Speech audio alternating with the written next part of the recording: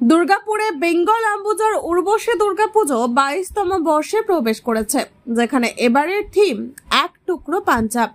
পুজোর বাজেট 35 থেকে 40 লক্ষ টাকা নির্ধারণ করা হয়েছে। গত বছর দুর্গাপুরবাসী রাজস্থানের সংস্কৃতি উপভোগ করেছিলেন। অনুষ্ঠানে উপস্থিত ছিলেন বিভিন্ন রাজনৈতিক ও সামাজিক ব্যক্তিত্ব, যারা এই পুজোর গুরুত্ব এবং ঐতিহ্যকে তুলে ধরেছেন। আজকে দুর্গাপুজো কেন্দ্রিক যে উৎসব, সেই উৎসব সারা বিশ্বে একটা স্থান করে নিয়েছে, জনপ্রিয়তা বেড়েছে এবং তার সঙ্গে সঙ্গে উৎসবের উৎকর্ষতা বাড়ানোর জন্য প্রতিটি সংগঠক তার সামর্থ্য এবং তার চিন্তার উপরে নির্ভর করে তুলে ধরার চেষ্টা করেন উৎসবের মাধুর্য।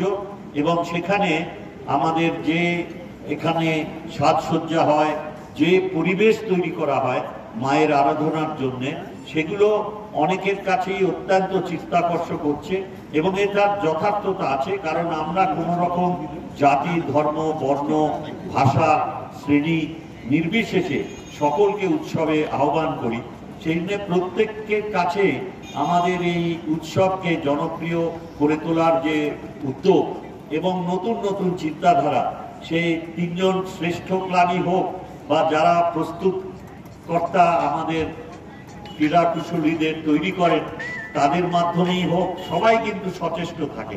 এইটাই হচ্ছে লক্ষণীয় ব্যাপার, যে আমরা উৎসবটাকে জনপ্রিয় করে তোলার জন্য সব রকমের সকলে মিলে সচেষ্ট হই। এবং এর ভেতরেও এমন উদ্যোক্তা আছেন, আমি জানি বিভিন্ন পুজো কমিটির, কারণ হাজার হাজার পুজো কমিটি সারা রাজ্যে এই পুজোর প্রস্তুতি নেন। বিত্তবানদের বাড়ির থেকে মায়ের আরাধনা বহু বছর আগে পশ্চিমবঙ্গ ভারতবর্ষের বুকে পথ দেখিয়েছেন।